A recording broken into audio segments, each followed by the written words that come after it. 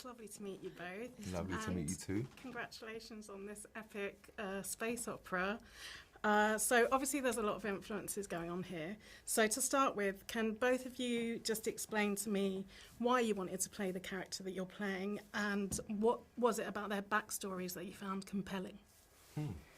I honestly, it would have been hard to say no, period, just because, first of all, working with Zach was, I knew I was going to go on an incredible journey. I've loved his work from a long time ago, and also because even though it's a sci-fi and we've seen sci-fi before, I knew that even though the story resembles copies of, like, for example, the Seven Samurai, and but like essentially, like, he was giving the character something different to tell and to defend.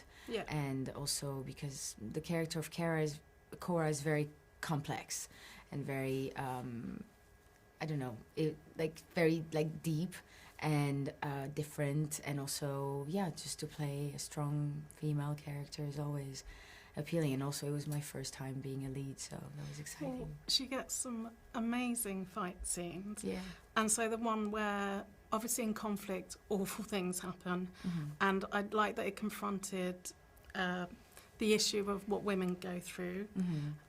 So that first fight scene, like, how did you prepare for that, and how much did you enjoy doing that? It was, the team that we worked with was incredible, and I enjoyed, for example, that first fight scene that you're referring to.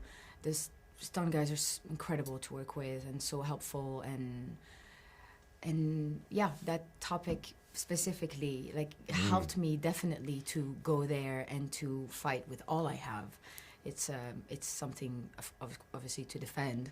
Women more than we hear about go through that, and obviously, it fed a lot of what was behind that fight. Obviously, of course. I think, like, of course, this is fantasy, but in a way, this is like a moral. That scene in particular is like a moral fantasy of all of us. Like, let me have the power to walk in and kick all of their asses right at that time, you know. And I felt like it was so cathartic to watch. Watching it as Ed, I was just like, as opposed to Noble, I was like, go on, kick their asses, And those two guys that are playing that role so well and horribly, they're lovely guys, aren't they, Brandon? These I've worked with him years ago in South Africa, and they're just the sweetest guys, But and in real life, he's a lovely dad and a lovely human being. But that scene is tough to watch. Tough to watch building up to, and it's so cathartic when she kicks their asses. It's very powerful. Congratulations. Thank you. And between takes, we were able to have fun also. We had a lot of laughs, and we kept it light, and we kept the intensity on action, because it was a lot to keep throughout the And also, my favourite, one of my favourite people in the world, Spider, was in that scene. So she got to beat up Spider, who is my stunt double, my kind of movement mentor on the whole piece. Someone I love dearly, and I was so happy to see his face. Amazing. With his screw face, stuntman he's screw the face. loveliest person ever also. So Sophia, you have mentioned Bob Fosse as one of your inspirations when it comes to dance. So I reckon we can draw some comparisons with Cabaret and the politics of this film and what's happening. So did you think about that while you're preparing for the film, or any kind of other political films, things like that?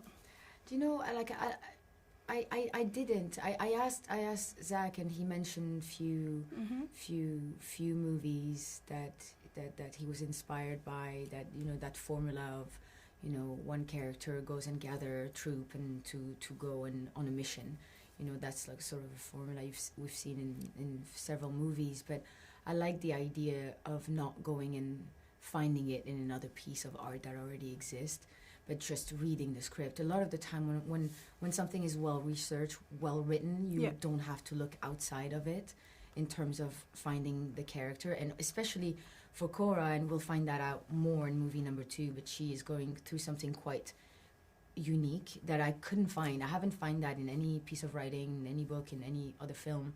And I had to really go inside, and I had a hard time forgiving her for the longest time before we started filming.